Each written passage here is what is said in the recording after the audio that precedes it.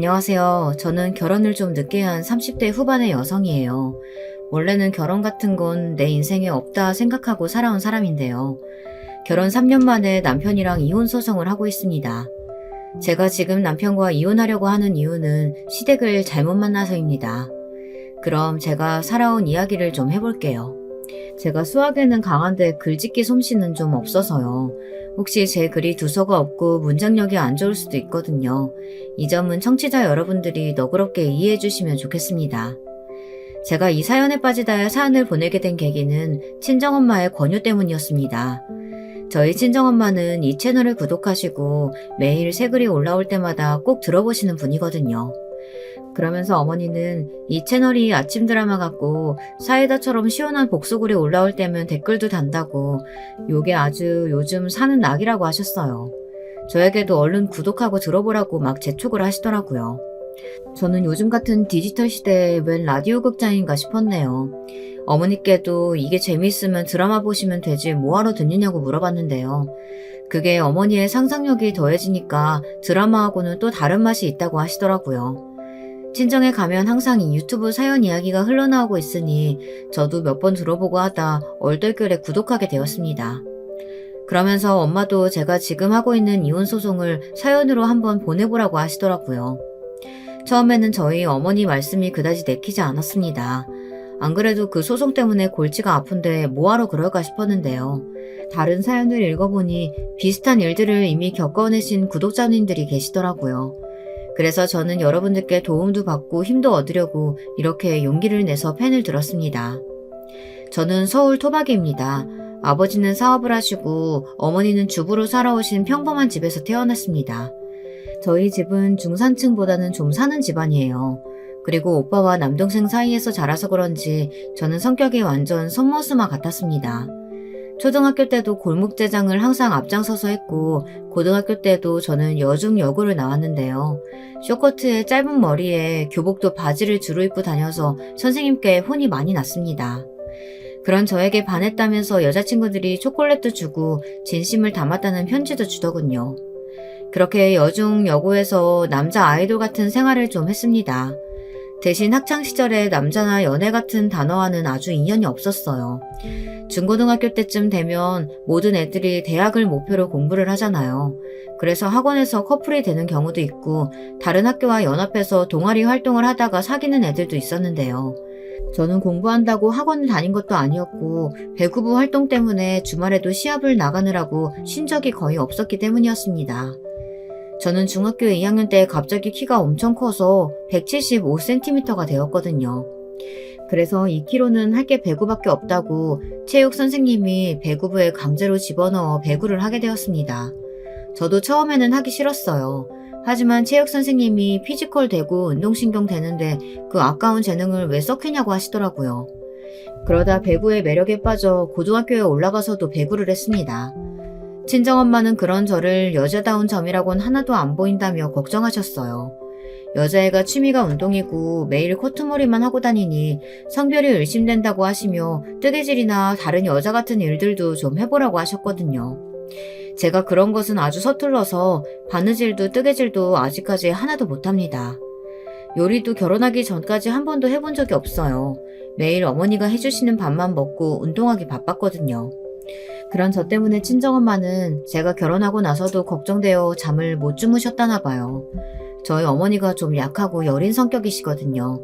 제가 늦은 나이에 결혼해 요리며 청소, 빨래 같은 거는 소질도 없으니 시댁 어른들의 구박받으면 어쩌나 노심초사 하셨다고 하네요.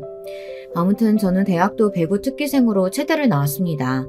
그런데 체육대학은 선수가 안 되면 의미가 없더라고요. 저는 주전으로 뛸 만큼 재능이 있었던 것은 아니었나 봅니다. 고등학교 때까지는 주전으로 뛰고 팀의 주축이 되어서 활약을 했지만 대학에서는 전국에 모인 특기생들이 많았습니다. 그 애들 사이에서 독보적으로 잘할 자신도 없었고 슬슬 배구가 지겨워지고 슬럼프에 빠지게 되어 결국 배구를 그만두었습니다. 배구를 그만둔 저는 사회체육학과로 전과해서 스포츠 마사지, 재활 운동 같은 것을 배웠습니다. 그리고 대학을 졸업한 후 작은 회사에 들어가 2년 동안 사무직으로 근무했습니다.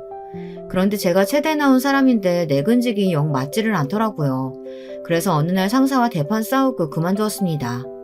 그리고 얼마 동안 카페 알바를 하며 집에서 백수로 지냈습니다. 처음엔 친정엄마도 아르바이트 그만하고 취업을 해보라고 성화를 부리시더니 제가 들은 척도 하지 않자 그냥 저를 두고만 보시더라고요. 그렇게 한 1년 동안 아르바이트만 하고 집에서 캥거루처럼 생활을 했습니다. 어머니가 해주시는 밥은 여전히 꼬박꼬박 먹고 다녔죠. 어느 날 그런 저를 보다 못한 어머니가 이런 말씀을 하시더라고요. 주영아, 너 정말 이렇게 집안일도 하나도 안 배우고 취직도 안 할 거야? 그럼 나중에 결혼은 어떡해? 네 친한 친구들은 대학 졸업하고 얌전히 회사 다니다가 결혼했다고 하지 않았어? 취직을 해야 결혼 자금도 모을 거고 네가 결혼을 해야 나도 좀 한시름 놓지. 그러니까 취직 안 할 거면 집에서 엄마한테 요리나 빨래 청소하는 법이라도 좀 배워. 싫어 엄마. 나 그런 거 하나도 못하는데 어떡하라고. 난 나중에 부잣집에 시집가서 아줌마 쓸 거야. 얘가 말하는 것 좀 봐. 누가 너같이 선머스마 같은 애를 데려갈까. 결혼은 할 수 있고 난 네 생각만 하면 아주 한심해서 밤에도 잠이 안 와. 엄마 갑자기 왜 성질을 내요. 말이 그렇다는 거지. 나 결혼하기 싫어요. 비혼주의 할 거니까 나한테 결혼 이야기 하지 마요. 알았지? 난 엄마 아빠랑 죽을 때까지 같이 살 건데? 제가 비혼주의자라고 고집을 부릴 때마다 친정엄마는 생각도 하기 싫다고 하시며 얼른 결혼하라고 성화를 부리셨어요. 지금 생각해보면 그때쯤이 엄마의 갱년기인가 아니었나 생각됩니다. 안 돼. 제발 부탁이니 결혼해라. 나도 손주 얼굴은 보고 싶다 얘. 그리고 네가 저 결혼하는 거 싫으면 30 되기 전에 독립해. 언제까지 엄마 아버지 사이에서 살 거야? 엄마 아빠는 너희들 다 내보내고 둘이서만 살고 싶어. 여행도 다니고 이 밥순이 생활에서 좀 벗어나고 싶다. 나는 늙어서까지 너희들 뒤치다거리 안 하고 살 거야. 어머니는 대학을 졸업하자마자 아버지를 만나 아버지와 거의 바로 결혼하셨다고 합니다. 그래서 그런지 저희 어머니는 항상 여자도 일을 해야 한다는 말씀을 많이 하십니다. 본인이 30년 넘는 세월 동안 전업주부로만 생활하다 보니 이런저런 제약 같은 게 많아서 싫으셨다네요. 자기 이름으로 된 통장도 없으셨고 카드도 생활비도 모두 다 아버지 것으로만 사셨다고요. 요즘엔 그렇게 생활하는 여자들이 거의 없잖아요. 여자도 경제활동을 해야 하고 맞벌이를 10년도 넘게 해도 집을 못 살 정도로 집값이 비싸니까 말이죠.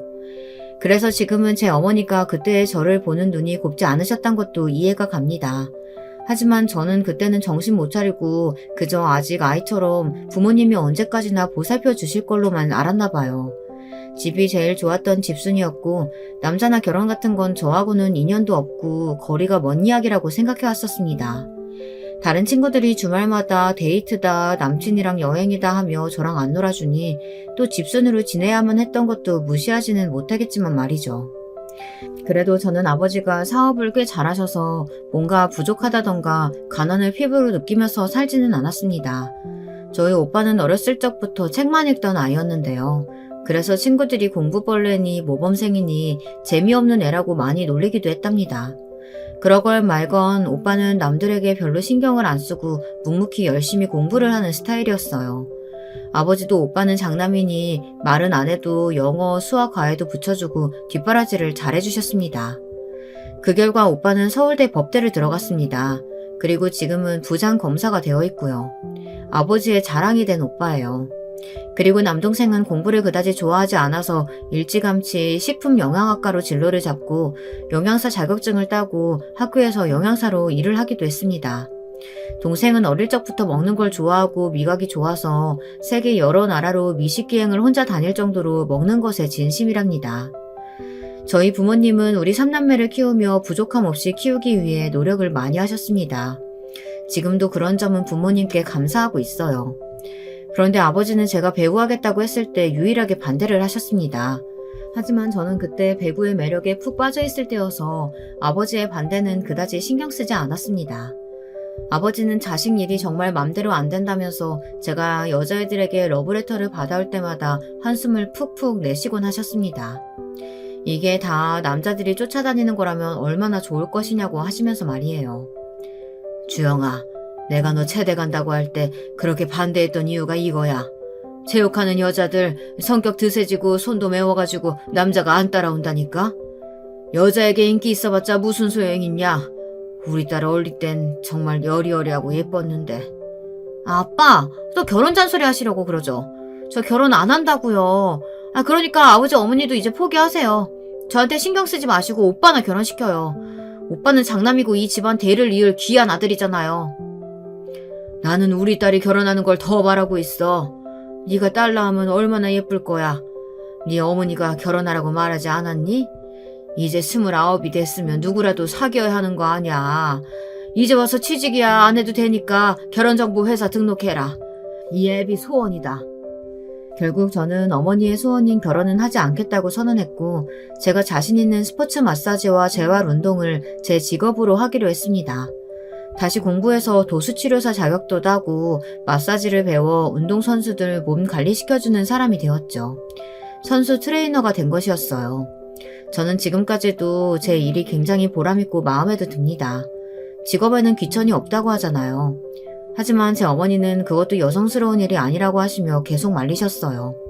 저는 살면서 저희 엄마한테 가장 많이 들었던 말이 여자애가 여성스럽지 못하게 란 말들이었어요. 이 말도 계속 듣다가 보면 정말 지긋지긋합니다. 현재는 전통적인 성 역할이 점점 사라져가고 있는데 우리 부모님들만 그것을 강조하면서 여자애들은 얌전하고 예쁘고 남자애들은 활발하고 거침없어야 한다는 게 저는 이해가 잘 안 갑니다. 보통 성격은 잠시 환경에 따라서 바뀔 수도 있지만 천성은 변하지 않는 법이잖아요.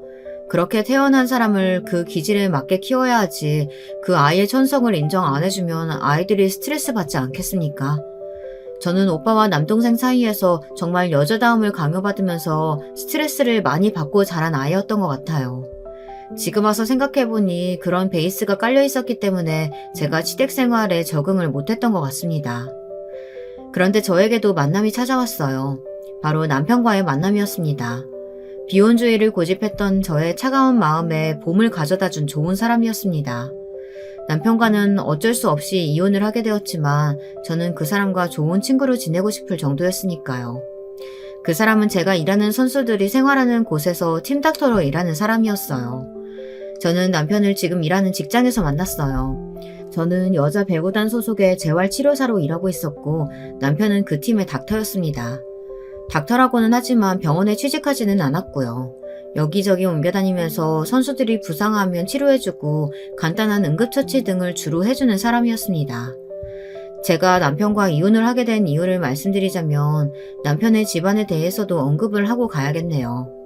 제가 원래 남의 이야기를 잘 못하고 하기도 싫어하지만 여러분들이 보다 더 잘 이해하실 수 있도록 말씀드려야 하겠습니다. 남편은 가정 환경이 좋지 못했어요. 아버지는 일찍 돌아가셨고 시어머니가 혼자인 남편과 그 밑에 여동생을 키우셨다고 합니다. 시어머니는 당연히 억척스럽게 성격이 변하셨고 아이들을 잘 키우고 싶으셨겠지만 남편은 어머니 얼굴을 거의 자기 전에나 보았다고 하더라고요. 저는 학교에서 돌아오면 항상 집에 엄마가 계셨기 때문에 잘 몰랐습니다. 남편은 항상 학교에서 돌아오면 편의점 도시락이나 빵으로 끼니를 때우기도 했다고 하더라고요. 저희 집에서는 그런 일이 거의 있을 수 없는 일이었거든요.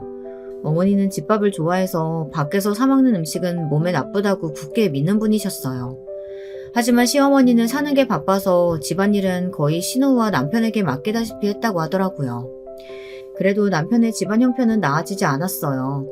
시어머니는 본인의 아이들은 잘 안 봐주면서 남편의 이모 집에는 도움을 막 주셨다고 하거든요. 남편의 이모는 시댁보다 더 못 사는 집이었던 거예요. 시어머니는 혼자 억척스럽게 일하셔서 본인 가정, 여동생의 가정까지 생계를 책임지게 된 거였습니다. 그런데 이 이모라는 분은 어른이긴 하지만 정말 제가 생각해도 좀 어이가 없는 분이었어요. 다단계에 빠져서 맨날 자기 밑에 사람 모으기에 바쁘고 이모님 본인 애들 챙기는 건 뒷전이었다고 하더군요. 그래서 시어머니는 어쩔 수 없이 이모님 아이들도 챙기셨다는 거예요. 그 말을 듣고 저는 남편에게 어떻게 그런 집에서 살았느냐고 의아해했습니다. 하지만 남편은 서글스럽게 웃으면서 그런 집들도 아주 많았다고 말하는 것이었습니다. 세상에, 저는 우물안 개구리처럼 사회를 정말 몰랐던 것 같았습니다. 그래서 어릴 적부터 남편은 여동생네, 이모네 애들까지 돌보는 거의 소년 가장의 위치에 있었던 거예요. 그러다 보니 남편은 저보다 요리도 잘하고 청소 빨래에도 소질이 있었습니다. 시어머니는 생계비만 벌고 계셨던 것이었죠. 제가 그런 시댁 형편을 모르고 결혼한 것은 아니었습니다. 남편은 저를 좋아하긴 하지만 제 부모님이 시댁이 가난하다고 결혼을 반대하실 것 같아 처음부터 제 짝이 아니라고 생각했었다고 합니다. 그래서 저는 남편에게 그런 걱정은 할 필요 없다고 말했습니다. 난 당신이 정말 좋은데 그래도 결혼은 안 될 것 같아. 내가 4살이나 어리기도 하고 우리 집은 가난해서 쥐뿔도 없는데 어떻게 무슨 염치로 내가 당신한테 프로포즈를 하겠어. 그런 걱정은 뭐하러 해. 우리 부모님은 내가 남자만 데려왔다고 하면 2손 2번 들고 환영하실 분들이야. 그러니까 당신은 나만 믿어. 아무 걱정하지 말고. 상견례도 내가 잡아볼 테니까 나한테 다 맡겨. 당신은 아무것도 할 필요 없어. 그냥 내 곁에만 있으면 돼. 내가 행복하게 해줄게. 저는 남편과의 연애에서도 스스로 리드하는 편이었어요.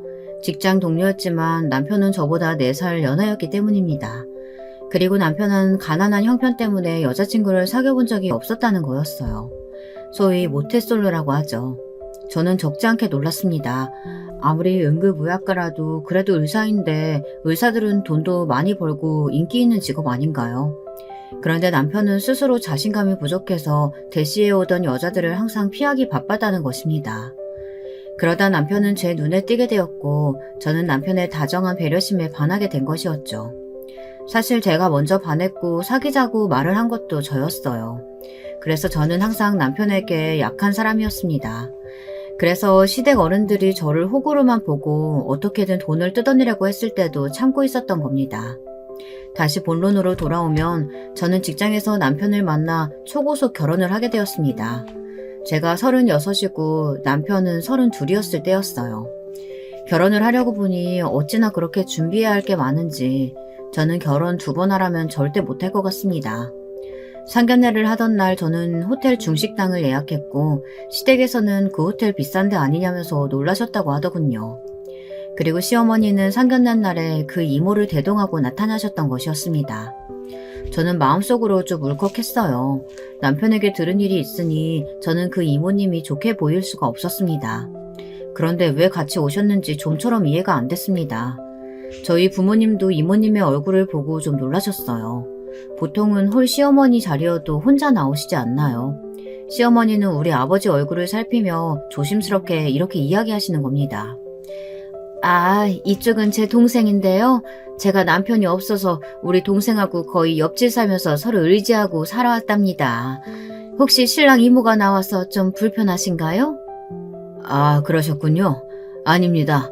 사위에게 아버지가 일찍 돌아가셨다고 들은 것 같습니다. 그간 고생이 많으셨겠습니다.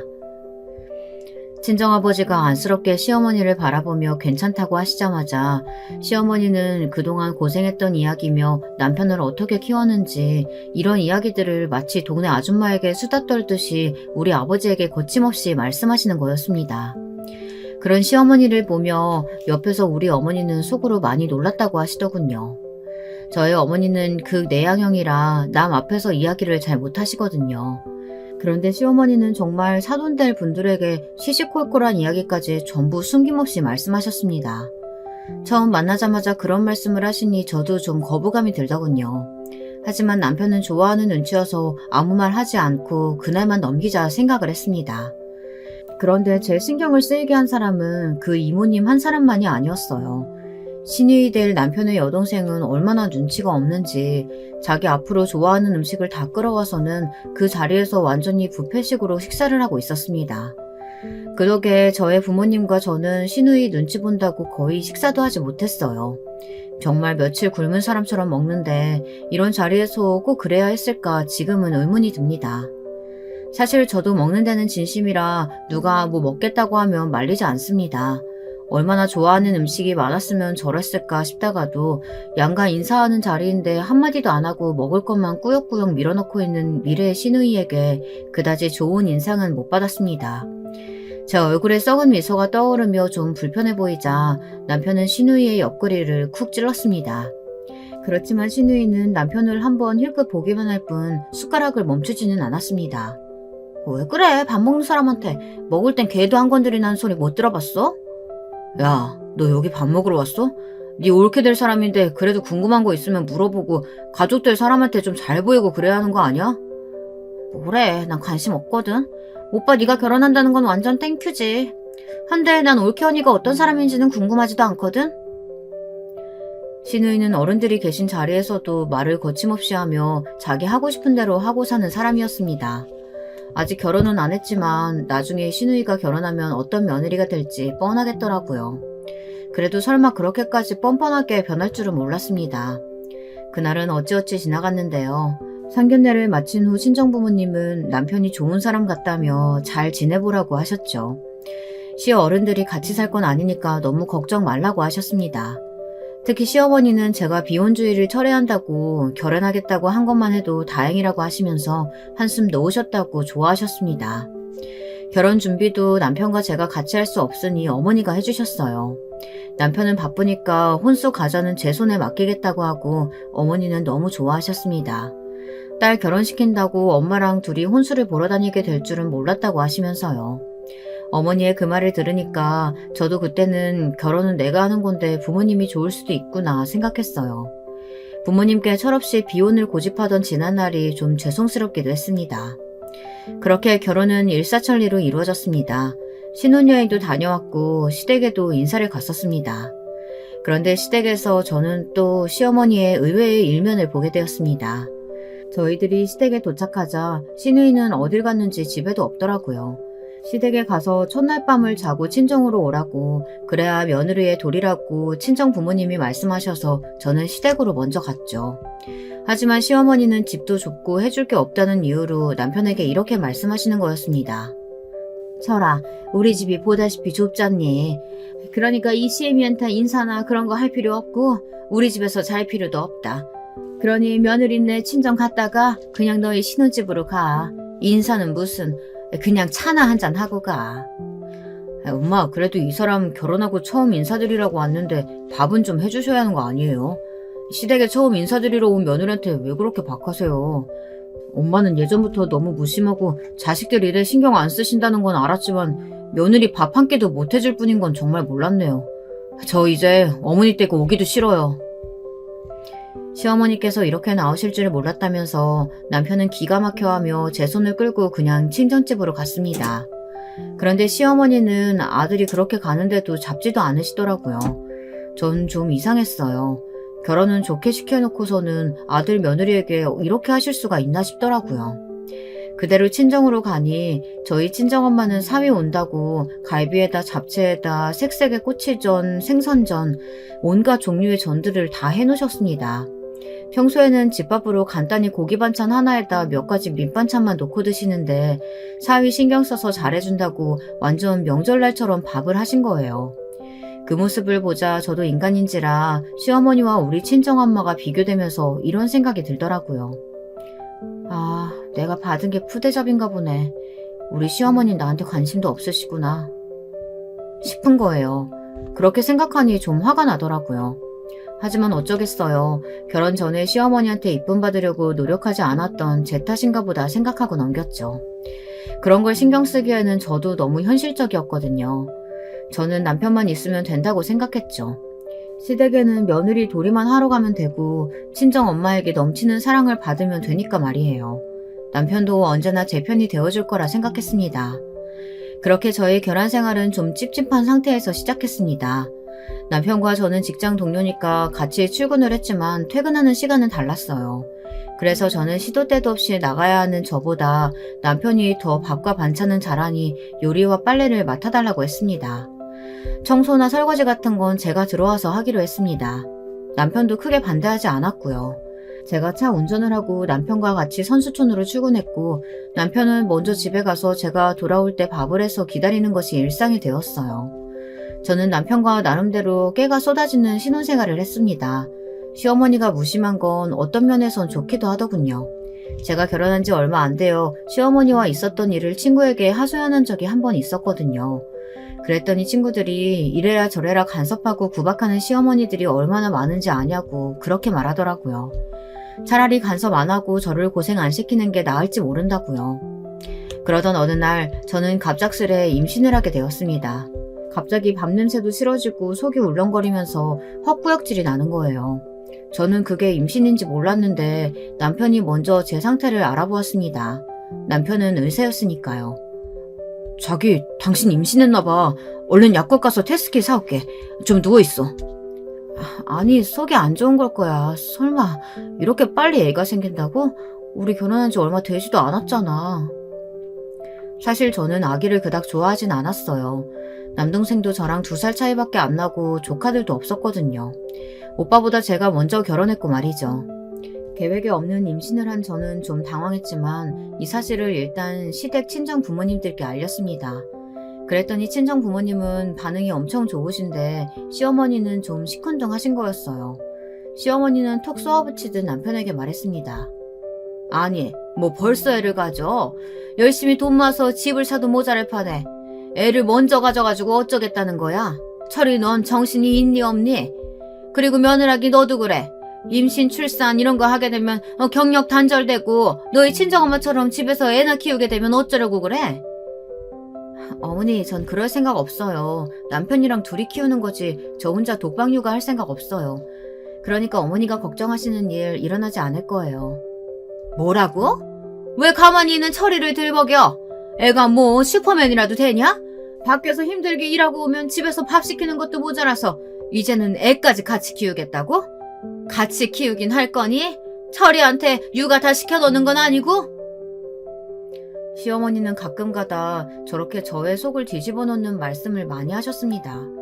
철저하게 어머니의 집안과 남편 입장에서만 생각하고 제 걱정이나 입장 생각은 하나도 안 해주시는 아주 정없는 분이셨어요. 그런 걸 알고 시집왔기에 저는 아무 대답도 하지 않았습니다. 그냥 장단을 맞춰주지 말자고 생각했어요. 저도 사람인데 당연히 서운했죠. 하지만 시어머니는 원래 그런 사람이려니 하고 생각했습니다. 저는 임신 9개월 기간 동안 시어머니나 친정엄마의 도움도 받아본 적이 없습니다. 입덧을 할 때에는 그 입덧을 참고 선수들을 돌봤고 8개월로 배가 불러올 때에는 1개월간 쉬긴 했지만 절대 엄마에게 도움을 요청하고 싶지 않았어요. 친정엄마는 힘들면 친정에 몇 달이고 있다 가라고 걱정스럽게 말씀하셨지만 저는 이를 악물고 버텼습니다. 시댁, 친정, 양가 부모님께 빚을 지고 싶지는 않았거든요. 제가 그런 성격도 아니고요. 혼자서 뭐든 해결하고 싶어하고 남들에게 신세지는 건 정말 싫었습니다. 요즘은 가족들에게도 신세지면 갚아야 한다는 의식들 많이들 갖고 있잖아요. 그러다 저는 아기를 좀 일찍 낳았어요. 원래 임신 기간은 40주인데 저는 8개월 말쯤, 그러니까 35주에 아기를 낳게 되었어요. 진통보다 먼저 양수가 터져 급하게 응급으로 수술을 하게 되었습니다. 진통은 임신 기간 동안 배뭉치만 몇 번 겪고 저는 그렇게 아기를 낳게 되었습니다. 다행히 34주가 넘어섰고 몸무게가 3kg이 넘어서 아기가 미숙아는 아닌 수준이라고 인큐베이터에는 들어가지 않았더라고요. 친정엄마는 제가 아기를 낳았다는 소식을 듣자마자 병원으로 달려오셨어요. 그리고 저에게 수고했다고 말씀하시며 눈물을 보이시더라고요. 아기도 이쁘지만 친정엄마 눈에는 딸만 보인다고 제 걱정을 엄청 많이 하셨습니다. 하지만 시어머니는 달랐습니다. 시어머니는 제가 누워있는 병실에는 와보지도 않으셨어요. 그냥 아기만 구경하고 예쁜 애 한마디 남기고 가셨다고 나중에 남편이 말하더라고요. 아무리 며느리가 이쁘지 않다지만 본인 손주인데 그렇게까지 하고 싶을까 생각이 들었습니다. 그리고 또 섭섭한 마음이 들었고요. 딸이라서 그런 건가 하는 의구심도 들었습니다. 왜 드라마 보면 아들 선호 사상에 푹 절여져 있는 시어머니들 많잖아요. 혹시 우리 시어머니도 그런 분은 아닌가 하는 생각까지 들더라고요. 저는 병실에서 힘없이 누워 남편에게 물었습니다. 자기, 어머니 말야 너무 나한테 찬바람 쌩쌩 부시는 것 같지 않아? 아들 뺏긴 기분 드는 거야? 아니면 내가 마음에 안 드시는 거야? 우리가 같이 육아하는 게 마음에 안 들어서 그러시는 건가? 아니야. 당신은 그런 신경 쓰지 말고 산후 회복하는 거나 잘 신경 써. 우리 엄마는 내가 제일 잘 알아. 워낙에 말로 표현하는 분이 아니라서 그래. 당신이 이해 좀 해줬으면 좋겠어. 난 우리 딸 태어났을 때부터 너무 기뻐서 눈물이 다 났다니까. 남편은 호들갑을 떨며 제 손을 잡고 수고했다고 말해주었어요. 그리고 꽃바구니도 병실에 장식해 주었고요. 남편은 아기가 생겼다는 기쁨에 들떠 있었습니다. 그리고 제 친정 부모님도 첫 손녀라 너무나 좋아하셨어요. 그래서 아버지는 제가 퇴원하고 첫 명절에 아기를 데리고 왔을 때 남편에게 뭐 필요한 거 없느냐는 식으로 물어보셨어요. 아이고, 우리 손녀딸 아주 예쁘구나. 이뻐.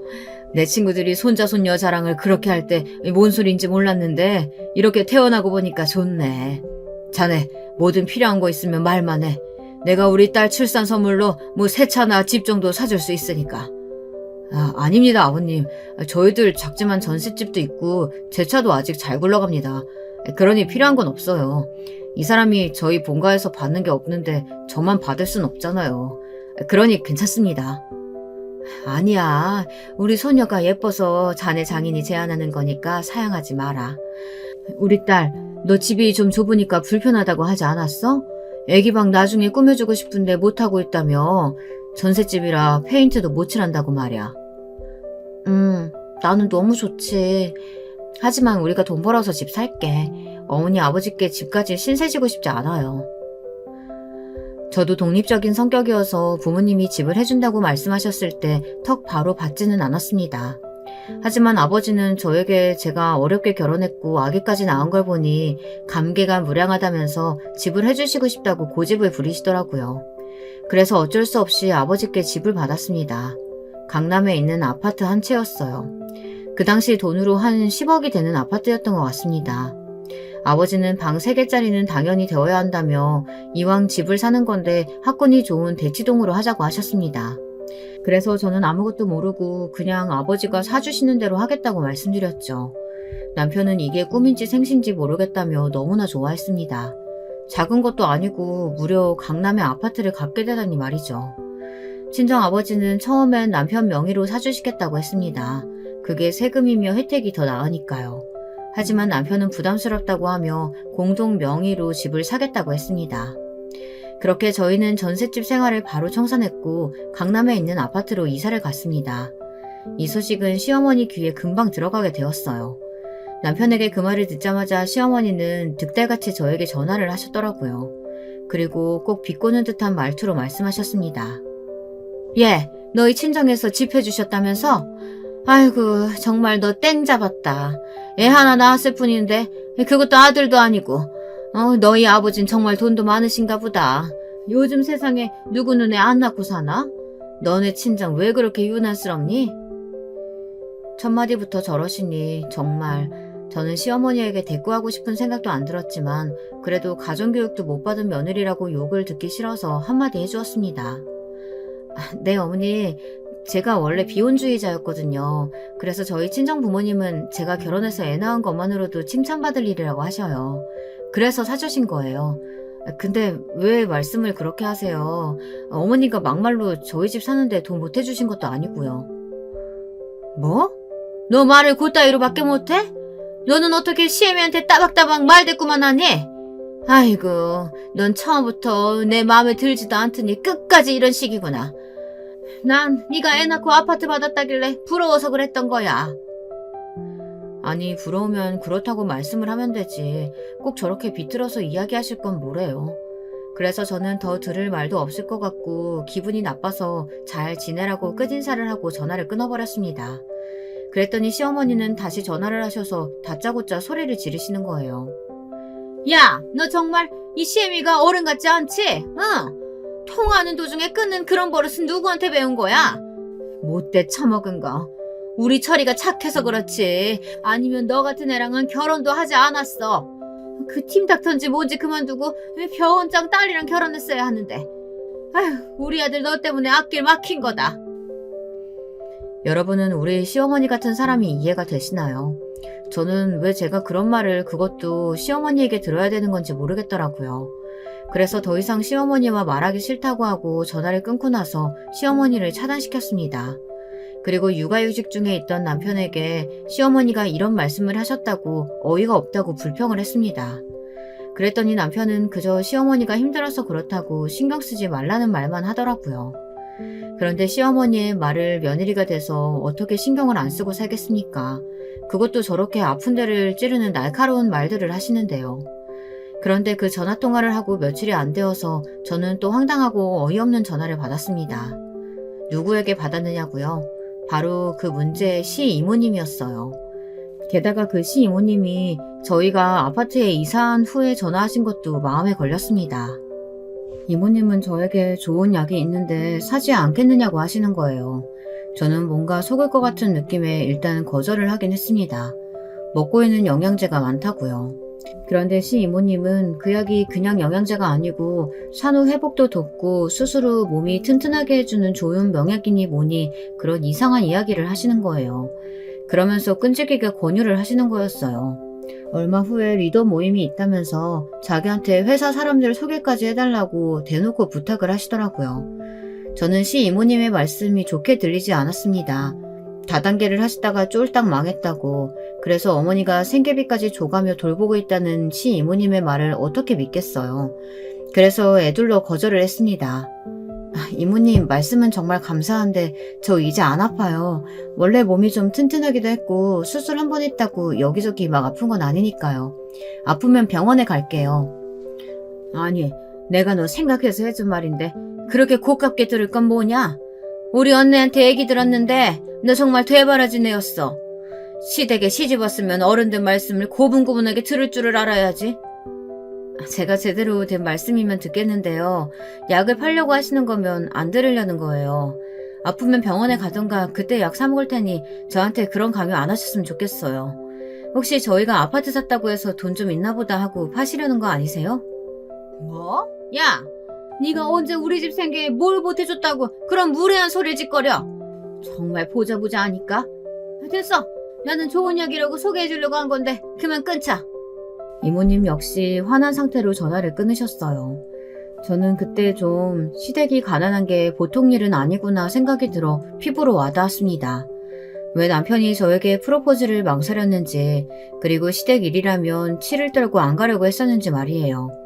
시어머니와 시이모님에게 대이고 착취를 당하면서 남편은 정말로 지긋지긋했던 것 같습니다.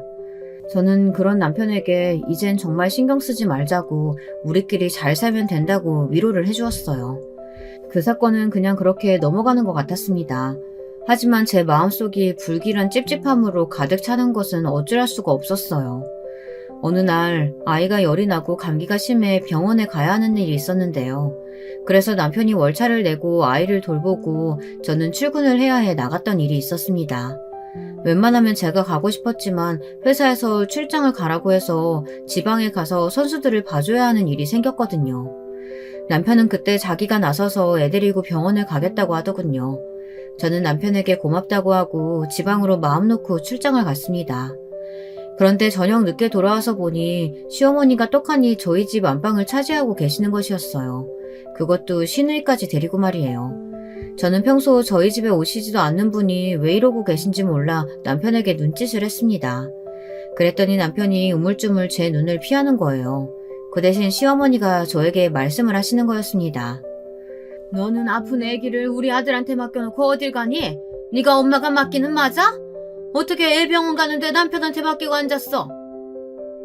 아니 어머니, 그 얘기가 아니잖아요. 어떻게 오신 거예요? 혹시 놀러 오신 거예요? 그런데 어머니는 놀러 오신 것이 아니었습니다. 큰 캐리어를 2개나 끌고 신우도 데리고 오셨더라고요. 신우이는 볼이 볼록해서 저에게 불평을 해대는 것이었습니다. 집에 먹을 게 하나도 없다면서 도대체 밥은 하고 다니는 거냐고 말이죠. 저는 정말 분하고 화가 났어요. 힘들게 일하고 밤 늦게 들어왔는데 평소 같으면 남편이 딸을 케어하고 재웠던지 같이 잠들어 있을 거라고 생각했거든요. 그런데 이런 날벼락 같은 일이 일어나다니 무슨 일이랍니까? 저는 남편을 다른 방으로 급하게 불렀습니다. 그동안 자초지종을 묻자 남편은 미안한 표정을 지으며 저에게 변명을 하기 시작했습니다. 그런데 그 변명이란 게 저로선 정말 이해하기 힘든 것이었어요. 미안해. 어머니가 우리 신혼집 구경하러 오시겠다고 해서 난 아무 생각 없이 비밀번호 알려드렸어. 나도 어머니가 내 동생까지 데리고 살러 오실 줄은 몰랐지. 딸이 아프다고 다음에 오시라고 해도 막무가내여가지고 말릴 수가 없었어. 정말 미안해. 아니 아무리 그래도 그렇지 저렇게 짐까지 싸들고 오시면 어떡해. 그걸 알면서도 그냥 집으로 들여보낸 거야? 딱 봐도 무대뽀로 쳐들어오신 거잖아. 당신은 그런 거 화도 안 나? 시어머니는 안방에 있다가 우리 부부가 다투는 소리가 들리자 작은 방 방문을 쾅쾅 두들기며 소리를 질렀습니다. 야, 이 문 안 열어? 니네끼리 무슨 소리를 속닥속닥거리는 거야? 오호라, 내가 짐 싸들고 너희 집에 와서 기분 나쁘시다? 나도 강남 아파트 한번 살아보고 싶었다. 그러니까 이제 같이 사는 거지 뭐. 마침 이번 집 계약도 끝났겠다. 좀 있으면 이사 나가야 되는데 너희 집이 살기 좋아 보이더라. 저는 화가 나서 안방문을 박차고 나갔습니다. 그랬더니 시어머니는 팔짱을 끼고 의기양양하게 서 계시는 거예요. 도대체 어머니가 이러시는 이유를 알 수가 없었습니다. 물론 각자 합의하에 제가 허락을 하면 같이 살 수도 있고 다음 이사를 하실 때까지 잠시 거처하신다면 저도 이해해 줄 수 있어요. 하지만 시어머니는 마치 당연히 자기 집 오듯 행동하고 신우이란 사람은 저한테 밥 맡겨놓은 사람처럼 구니 화가 안 날 수가 없잖아요. 저는 시어머니께 얼른 나가시라고 정말 도둑처럼 이렇게 막무가내로 오시지 말고 먼저 상의를 했어야 하는 거라고 말씀드렸습니다. 그랬더니 시어머니는 갑자기 울면서 쇼를 하시는 거예요. 아이고, 우리 아들이 집에서 얼마나 권위가 없으면 며느리가 이렇게 기세등등하게 날 내쫓으려고 하니. 이 집이 우리 아들 명의라며 아무리 친정아버지가 사줬어도 엄연히 네 남편은 이 집에 대한 권리가 있어. 엄마, 그런 말이 어딨어요.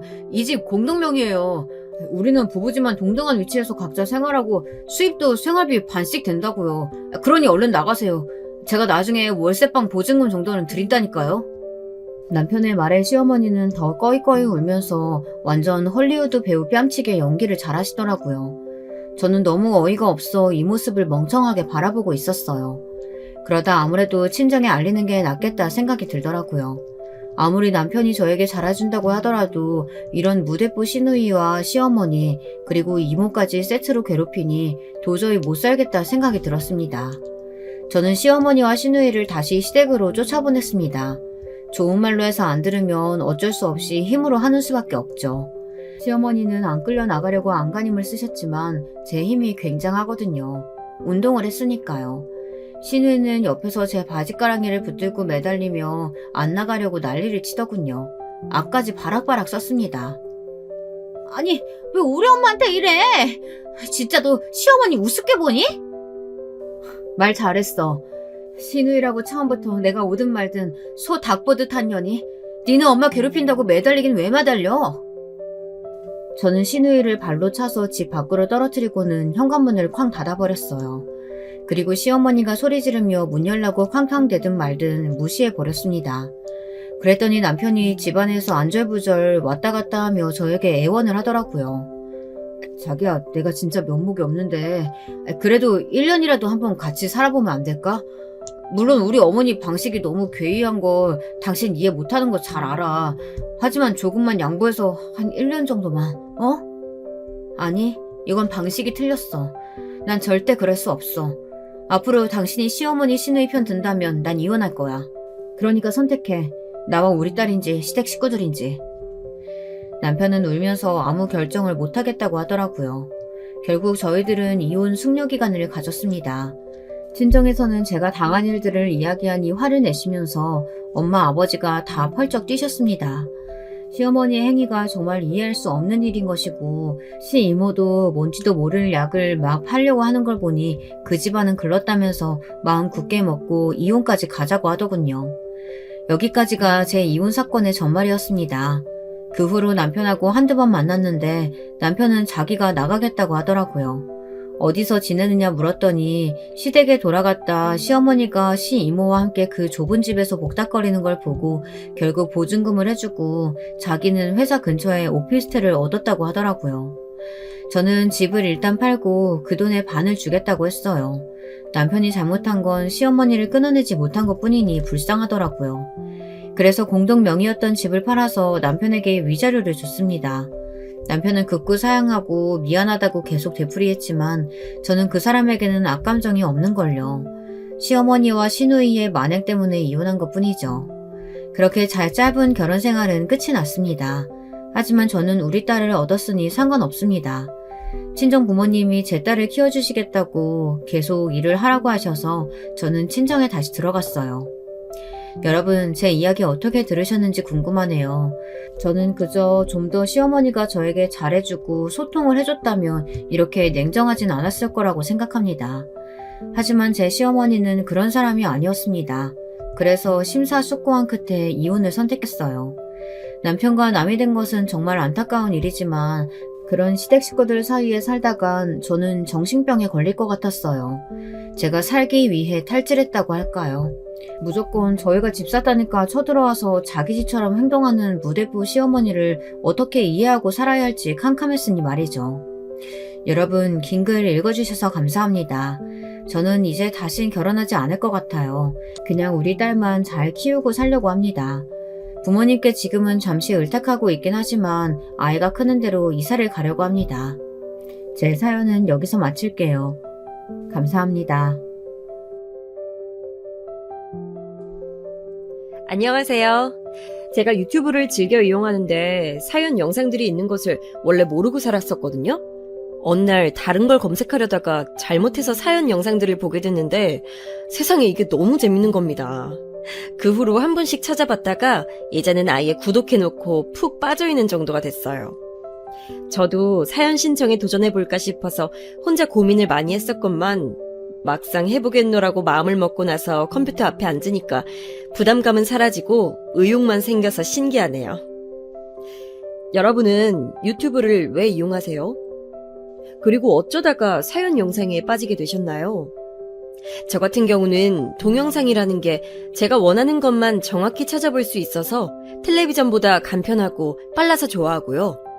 또 사연 영상에 빠져들게 된 것은 아마도 제가 사람 사는 모습 자체에 관심이 많기 때문인 것 같습니다. 저는 가끔 텔레비전을 봐도 오락 예능 이런 것보다도 다큐멘터리에 관심이 많거든요. 세계 여러 곳을 다니며 그곳 현지인들의 삶을 다룬 내용이나 우리나라 오지산간에 살고 있는 사람들의 일상을 담은 것들을 가장 좋아합니다. 원체 이런 성향이다 보니까 사연자가 자기의 에피소드를 털어놓는 사연 영상들을 보면서 즐거움을 느꼈나 봐요.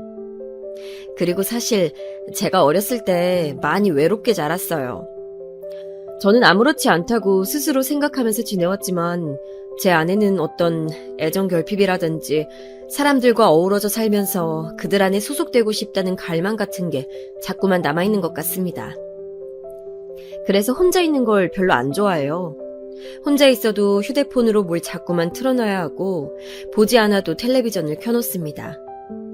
사회생활을 하다 보니까 저도 피곤하고 지칠 때가 많기 때문에 혼자 고요한 시간을 보내고 싶으면서도 동시에 혼자 외로이 있고 싶지 않은 그런 이율배반적인 기분을 자주 느끼는 사람이 바로 저예요. 아직은 30대이기 때문에 이런 건지, 그렇다면 더 나이가 들면 외로움에 무뎌질지 이런 것들이 궁금한 요즘입니다. 인생 선배님들께서 이런 저에게 혹시 조언을 주실 수 있다면 감사할 것 같네요. 저는 세 자매의 둘째로 태어났어요. 딸만 셋인 집인데 제가 어떻게 외로울 새가 있었냐고요? 다 사정이 있었답니다. 원래 저희 집은 부유한 편이었다고 해요. 제가 하도 어렸을 때라서 기억은 못하는데 부모님의 얘기를 들어보거나 저의 어렸을 적 사진을 보자면 확실히 유복한 환경이었던 것을 알 수가 있습니다. 그런데 제가 6살 때의 일이었어요.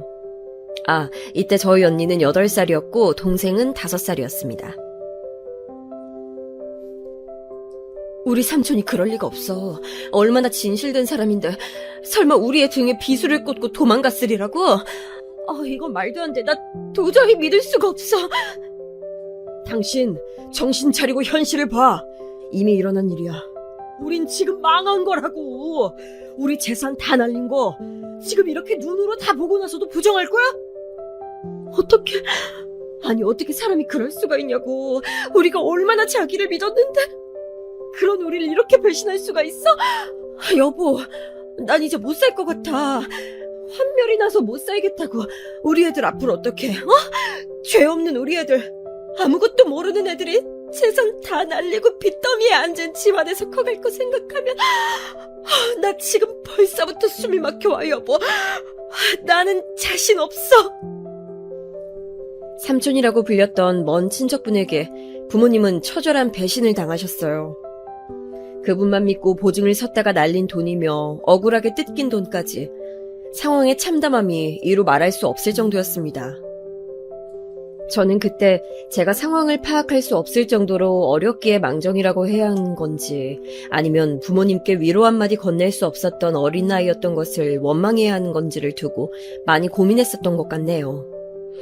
저희 집은 원래 엄청 넓은 보금자리에서 살고 있었는데 그 사건으로 재산을 잃고 빚은 얻은 채 그 넓은 집을 포기해야 했으며 자그마한 구옥으로 거처를 옮겼습니다.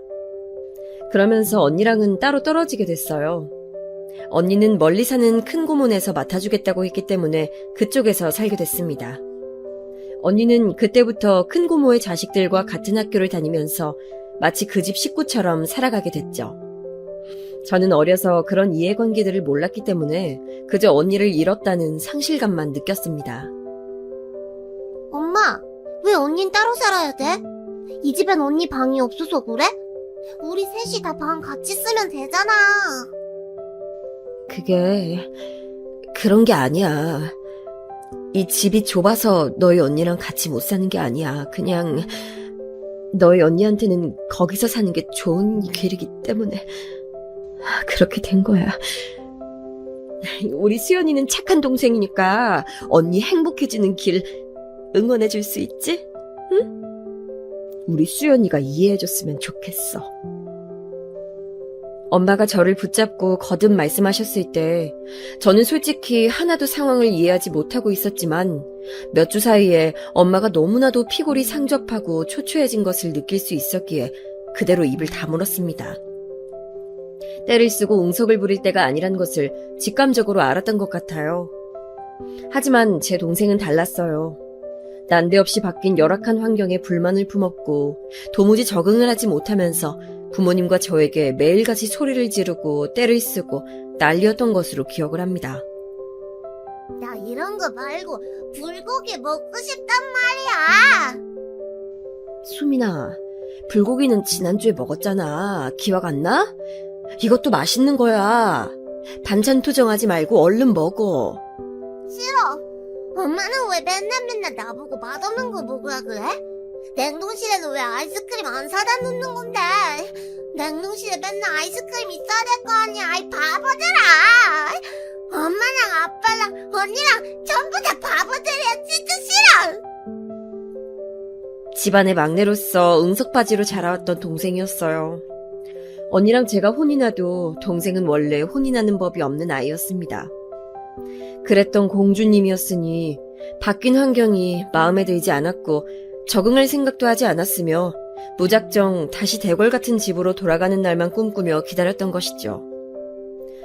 제가 초등학교에 입학하고 나서부터 동생의 투정은 더 심해졌어요. 저는 오히려 학교 생활을 하면서 새로운 일상에 완전히 녹아들었는데 이런 저를 보면서 동생은 더욱 화가 났었던 것 같네요. 부모님과 저에게 항상 화를 내기 일쑤였고 무슨 말을 해도 듣질 않았고 통제가 어려웠어요. 아버지는 이 진흙탕 같은 현실에서 벗어나기 위해 고군분투하고 계셨기 때문에 당시에 무척 바쁘셨습니다. 무기력하게 계시다가 다시 눈빛을 빛내시며 이것저것 해보시려고 하는 아버지를 보면서 엄마는 기뻐하셨고 열심히 내조를 하셨죠. 그래서 당신의 딸들이 아버지의 제도약에 방해가 되는 것을 원치 않으셨습니다. 아무런 사고도 치지 않길 원하셨어요. 저는 학교 생활에서 힘든 점이 있거나 교우 관계에서 고민이 생겨도 그걸 집에 와서 털어놓질 못했습니다. 응석부릴 생각하지 마. 나약한 소리 하는 거 아니야. 네 동생만 들어도 충분히 벅찬 상황인데 너마저 쓸데없는 소리 해낸다면 엄마 너무 속상해. 알겠지? 우리 수연이는 착한 언니니까 이해해줄 수 있지? 앞으로도 동생 잘 챙기고. 엄마는 우리 수연이 믿어. 저희 언니를 대상으로 두고 얘기할 때면 저는 착한 동생이 되어야 했고 저희 동생을 둔 얘기라면 저는 착한 언니가 되어야만 했습니다. 가운데 낀 서러운 신세였어요. 말 안 듣는 골칫덩어리 동생 때문에 저는 늘 곤란했지만 부모님을 힘들게 하고 싶지 않아서 제가 동생을 억지로 이끌고 나갔습니다. 그래봤자 저도 고작 8살이었지만요. 동생도 학교에 입학한다면 자기 생활을 꾸려나갈 테니까 상황이 훨씬 나아질 거라고 믿었던 것 같아요. 하지만 그런 미래는 오지 않았습니다. 동생은 7살 나이에 그 추운 연말에 어느 아파트 놀이터에서 머리를 잘못 박은 바람에 병원으로 실려갔어요. 추운 겨울이었기 때문에 더 타격이 컸지 않았나. 지금에 와서 그런 생각을 해봅니다. 동생이 고꾸라져서 머리를 박고 기절하자 근처에 있던 아이들은 놀라서 전부 자리를 떠버렸어요. 추운 줄 모르는 어린아이들만 현장에 있었고 어른은 한 명도 없었다고 합니다. 그래서 동생은 발견이 늦었어요. 자리를 떴던 아이들 중 한 명이 집에 돌아가서 자기 엄마한테 상황을 말했던 거예요. 그 엄마분이 얘기를 듣고서는 이게 당초에 무슨 일인가 싶어서 궁금한 마음에 놀이터로 나가보셨다고 합니다. 그런데 저희 동생이 쓰러져 있는 것을 보시곤 깜짝 놀라서 신고를 하셨던 거죠. 그 아파트가 저희 집에서 거리가 꽤 있었어요. 거긴 나름 잘 사는 사람들이 사는 곳이라 할 수 있었고 저희 집은 정반대 분위기의 동네였으니까요. 그런데 동생이 거기까지 가서 놀았던 것입니다. 좋은 시설의 놀이터에서 놀고 싶어하는 아이란 것을 저는 진작 알고 있었어요. 하지만 부모님께 쓸데없는 소리를 전하는 딸이 되고 싶진 않아서 동생의 일탈 같은 놀이를 혼자만 알고 묵인하고 있었습니다. 그랬던 것이 결국 화근을 불러왔던 것은 아닐까 싶어서 그 이후로는 저는 혼자 죄책감을 느껴왔었죠. 만약 부모님께서 동생이 그 동네에 그 아파트까지 가서 논다는 것을 아셨다면 분명히 만류하셨을 테니까요. 안 돼. 이럴 수 없어. 불쌍한 내 새끼. 얼마나 무섭고 아팠을까. 제발 눈 좀 떠다오. 엄마 좀 쳐다봐주라. 우리 막내, 우리 예쁜 수민아. 엄마가 우리 수민이 좋아하는 불고기랑 오므라이스 해줄게. 그동안 이런저런 핑계 대면서 못해줘서 미안해. 제발 눈 떠줘. 엄마는 의식불명인 동생을 붙잡고 끊임없이 흐느끼셨습니다. 그 모습을 보고 나서 저는 제 동생의 상태가 심각하다는 것을 알아차렸죠. 가슴 한구석이 싸하게 식더라고요.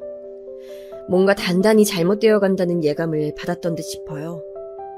하루가 지나고 이틀이 지나도록 동생은 의식을 찾지 못했고 엄마는 병원에만 계셨습니다. 아버지는 집에 오셔서도 저한테 말 한마디를 안 건네셨죠. 그 상황에서 저는 묵묵하게 집안일을 하고 아버지의 끼니를 챙겨드렸습니다. 새해를 앞두고 동생은 끝내 세상을 떠났어요. 8살이 되어보지 못했고 학교에 들어가 보지도 못한 짧은 생이었습니다. 너무나도 허무한 일이었고 그래서 믿어지지가 않았습니다. 따로 떨어져 살고 있었건만 언니는 저보다도 동생의 죽음 앞에서 더 많은 눈물을 흘리더라고요. 그래서 저는 동생이 떠났으니 언니가 다시 집으로 돌아와서 살지 않을까 하는 짐작을 했었어요. 그러나 언니는 계속 큰 고문에서 살겠다고 했습니다. 거기서 살면서 다니고 있는 학교에 너무 많은 정이 들어버렸다는 것이 당시의 이유였지만 나중에 알고 보니까 동생이 떠나고 나서 도저히 저희 집의 상황이 언니를 받아줄 여력이 되지 않았기 때문에 그런 것이었어요. 엄마는 마치 폐인처럼 일상을 놓아버리셨고 아버지는 하루 종일 바깥일에만 매달리셨습니다. 저는 찍소리도 못하고 그 집에서 저 혼자 스스로를 챙기면서 그렇게 살았어요. 살얼음판 위라도 그것보단 나았을 것입니다. 아버지의 눈치를 보면서 엄마의 비위를 맞추면서 매일매일을 긴장 속에 살았던 것이 바로 저의 유년 시절이었어요. 저도 차라리 언니처럼 다른 친척 집에 가서 살면 어떨까 싶은 생각을 했었습니다. 아니면 저도 아예 그 존재를 몰랐던 숨겨진 부자 친척이 어느 날 갑자기 나타나서 저를 키우겠다며 데려가는 상상. 그런 걸 자주 했었던 것 같아요. 그럴 때면 현실을 벗어날 수 있었기에 행복했죠. 자꾸 상상 속에서만 행복해져 갔던 저는 현실에서 만족하지 못하게 됐습니다. 학교에서는 계속해서 의기소침한 아이가 되어갔고요. 매사에 자신감도 떨어지게 됐어요. 나중에는 점점 내성적인 성격으로 되어가더라고요. 환경이 사람을 만든다는 말이 괜히 나온 게 아닌가 봐요. 제가 정말로 그랬었으니까요. 제가 중학교 입학을 목전에 앞뒀을 무렵 저희 집은 급변을 맞이하게 됩니다. 사춘기로 슬슬 접어들면서 저는 온갖 세상에 대한 비난과 원망을 속으로 하고 있었던 때였고 부모님과는 사이가 어색하기 짝이 없었으며 초등학교를 졸업하고 나서도 집으로 돌아오지 않은 언니의 존재를 남몰래 혼자 증오하고 있었던 게 저였어요. 그런 상황 속에서 갑자기 아버지의 일이 확 잘 풀려버린 거예요. 로또 맞았다, 잭팟 터졌다 이런 표현으로 밖에는 설명할 길이 없었던 정말 기적 같은 일이었습니다. 지인분의 사업장에서 일을 하시던 아버지가 자립을 원하셔서 그곳을 나오시고 사업체를 꾸린 지 2년이 되어가던 무렵의 일이었죠. 일이 잘 풀리는 바람에 아버지는 친가 쪽 친척들에게 빌렸던 돈을 금세 갚을 수 있었습니다. 이 과정에서 언니를 계속 맡아주었던 큰고모네한테 후한 금액을 건네주신 걸로 알아요. 그리고 저는 이게 불만이었어요. 그 집에서 먹고 자고 하면서 행복하게 잘 산 언니한테 뭐가 불쌍하다고 돈을 그렇게 주셨어요? 도대체 뭐가 그렇게 안쓰럽다고 돈을 챙겨주셨냐고요. 뭐라고? 네가 아직 물정을 몰라서 그렇구나. 애 하나 걷어서 돌보는 게 얼마나 신경 쓰이고 힘든 일인데 들어간 돈만 순수하게 따져도 결코 적지 않을 금액일 텐데 그걸 갚지 않는 건 말이 안 되지. 너는 네 언니한테 그렇게 불만이 많은 거야? 언니한테 들어간 돈보다 아버지가 그쪽에 주신 돈이 더 많지 않나요? 이자라고 쳐도 훨씬 많은 것 같은데요. 제 짐작이 틀렸어요? 만일 그렇다 해도 네가 무슨 상관이며 네가 뭘 어쩔 건데? 네 돈도 아니면서 왜 그렇게 가타부타 말이 많아? 어린 녀석이 맹랑해가지고는. 큰고모네는 좋겠네요. 언니도 좋겠고요. 아버지를 위해서 밥 한 번 차려주지 않은 사람들이지만 돈을 많이 받았잖아요. 저는 마치 당연하게 집안일을 하나부터 열까지 다 해가면서 6년을 지내왔는데 하루도 빠짐없이 그렇게 지내왔지만 군것질만 간신히 할 수 있는 용돈 외에는 받아본 적이 없는데요. 큰고모네랑 언니는 아버지 가족이고 저는 뭐 무급한 년가요? 어디서 이렇게 눈을 땡그랗게 뜨고 지 아버지한테 대들어? 부모를 위해서 딸 자식이 가사노동을 하는 건 당연한 거야. 어느 집에라도 그건 이상한 일이 아니야. 왜 너만 억울한 것처럼 말을 하는 거야? 어느 집이요? 아버지, 도대체 어느 집이 이렇게 사는데요? 말씀해 주실 수 있나요? 저는 저희 반뿐만 아니라 저희 중학교 전체를 통틀어서 저처럼 하루도 빠지지 않고 혼자 가사노동 다 하면서 자기 아버지 뒷바라지 다 하고 자기 엄마 기분 살피느라 안절부절하면서 사는 사람은 아무도 없을 거라고 생각하는데요. 그건 아무튼 네 큰고모한테 돈을 주는 건 당연히 해야 했던 일이고 도리야. 그건 네가 상관할 바가 아니야. 그리고 네 용돈은 올려주마. 네가 중학생이 된 지가 언젠데 아직까지 용돈을 안 올려준 건 내가 잘못 생각했다. 세상 무서울 것 없는 사춘기 파워를 앞세워서 아버지한테 저는 대들었었죠. 감정적인 말뿐이었지만 돌이켜보면 부끄러운 순간들이 많았지만 그렇게 했던 것 자체를 후회하진 않았습니다. 동생이 갑작스레 떠난 이후로 우울증과 조울증을 넘나들며 오래 지내셨던 엄마. 그랬던 엄마가 아버지의 재도약 이후로 슬슬 기운을 차리시더니 바깥 생활을 자주 하기 시작하셨는데 기력을 그렇게 찾으시고 나면 가정을 돌보실 거라고 믿었건만 여전히 모든 것이 저의 몫으로 남겨져 있는 것이 저는 어이가 없었어요. 저라고 그걸 좋아서 했던 건 아니잖아요. 저밖에 없으니까 해야만 하는 일이니까 그랬을 뿐이었죠. 그런데 저도 머리가 점차 커가면서 엄마라는 사람이 이루 말할 수 없이 무기력하고 무능한 사람으로 보이기 시작했습니다. 아버지는 다시 일어서는 것에 집착하며 매달려 있었기에 그것 외에는 아무것도 볼 줄 모르는 외골수가 분명했고요. 저희 집은 경제적인 상황이 무척 나아지고 있었으나 가족 간의 깊어진 골은 어떻게 해볼 수 있는 상태가 아니었습니다. 특히 제 안의 응어리 같은 것이 이미 단단하게 진 상태였어요. 제가 중학교 2학년 때 드디어 저희 집이 이사를 갔어요. 이때부터 저는 모든 집안일에서 손을 뗐습니다. 그래, 이런 데서 살아야 집안일을 할 맛도 나지. 설거지를 해도 행복하고 빨래를 돌려도 기분이 좋으려면 바로 이런 집에서 살아야 돼. 그런 감상을 내뱉으시는 엄마의 표정이 전에 없이 환해 보였습니다.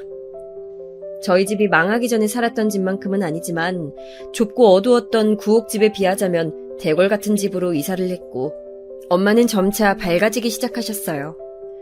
마치 동생이 세상을 떠나기 전처럼 말입니다. 결국 돈이면 다 되는 것인가? 돈으로 행복을 살 수는 없다지만 돈이 있으면 행복하기 쉽다는 것이 무슨 말인지 이해할 수 있었습니다. 저는 이때 사춘기가 절정에 올라있던 중학교 2학년이었기 때문에 더욱 이런 현상에 염증을 느꼈었던 것 같아요. 제가 성인이었다면 속물적으로 생각하고 판단하지 않았을까 싶네요. 역시 돈이 최고야 이런 생각이나 하고 말았을지도요. 하지만 저는 어둡고 우울한 시간을 꽤 오래 보내온 상태였기 때문에 모든 것이 곱게 보이지 않았습니다.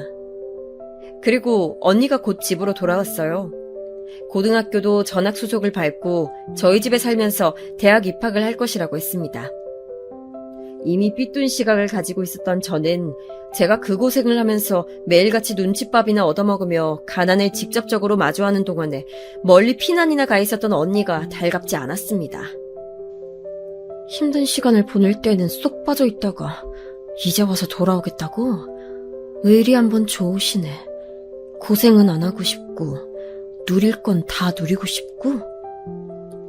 저는 그런 생각을 하고 있었기 때문에 언니랑 잘 지내고 싶은 생각이 없었어요. 하지만 저희는 어쨌거나 친자매였으니 피는 물보다 진하다는 말처럼 지내다 보면 금세 융합되기 십상이었을 것입니다. 그러나 고슴도치처럼 가시를 세우고 있던 저에게 언니 역시도 구태여 다가오려고 하지 않았어요. 가시에 손이 찔리기는 싫었다는 거죠. 나 이제 수험생인 거 알지? 한창 나 예민할 때니까 괜히 내 심기 건드리지 말았으면 해. 뭐? 내가 언제 언니 심기를 건드린 적이라도 있었어? 아니, 그냥 거슬리는 행동은 하지 말라고 미리 주의해주는 거야. 와, 말 되게 재수없게 한다. 나는 언니한테 아예 관심이 없어. 웬만하면 엮이고 싶지도 않아. 그러니까 나한테 주의 같은 거 줄 필요가 없다고. 알았어? 가뜩이나 가시를 세우고 있던 저를 언니는 자극해댔고 그래서 저는 더욱더 모난 성정을 드러내게 됐습니다. 늘 불신 가득한 눈빛을 하고 있는 저보다 엄마는 언니를 더 예뻐하셨어요. 엄마는 그런 적 없다고 말씀하셨지만 아니요, 그건 분명한 사실이었습니다. 저는 그 이유도 알 수 있었어요. 동생이 떠난 이후로 너무나도 무력하게 사셨던 엄마. 그 모습을 가장 가까이에서 지켜봐오며 그런 엄마 때문에 피해를 입어야 했던 사람이 바로 저였으니까요. 엄마는 당신의 보기 싫었던 과거를 너무나도 잘 알고 있는 저보다는 그때를 모르는 언니가 더 편하셨던 겁니다. 엄마에게 저는 어딘가 대학이 껄끄러운 딸이 되어 있었죠. 사실은 저도 가족들에게 사랑받고 싶었던 것뿐인데 제 안에 있는 자존심이라 할지 그런 것들이 저를 가로막았던 것 같아요. 그래서 내가 왜 먼저 다가가서 손을 내밀어야 돼? 이런 생각만 가지고 있었습니다. 저한테 먼저 가족들이 다가와주고 저를 위해주기만을 바랐어요. 하지만 사업장이 몸집을 키워가고 점점 잘 될수록 아버지는 더없이 바빠지셨으며 가정을 들여다보실 여유가 없었습니다. 그런 아버지를 챙기시고 수험생인 언니를 독려하셨던 건 엄마였고요. 저는 집안의 작은 딸, 그 이상 그 이하도 아니었던 것만 같네요. 언니는 수능을 잘 봤어요. 당시에 저는 언니가 단지 필요 이상으로 운이 좋았다면서 매도했었습니다. 기대보다 훨씬 더 좋은 성적이 나왔고 당연히 그에 맞춰서 좋은 대학에 가게 되었으니까요. 운도 지질이 따르는 인생이라며 질투했었죠. 하지만 시간이 지나서 생각해보니 그 정도의 성적이 나오려면 애초에 언니는 열심히 했던 사람이었을 거예요. 그리고 운이 좋아서 벼락 성적을 거두고 명문대에 입학해봤자 그곳에서는 날고 기는 학생들밖에 없으니 운만으로는 승부를 보지 못했을 겁니다. 대학에 입학해서도 꾸준히 좋은 성적을 언니가 거뒀다는 것은 단지 운만 작용했다는 것이 아니라는 증거겠죠. 하지만 당시에 저는 소심하고 위축되고 눌려와 있던 것을 오로지 가족에게만 풀고 늘 가족들을 원망하던 사람이었으므로 언니가 그저 미웠었네요.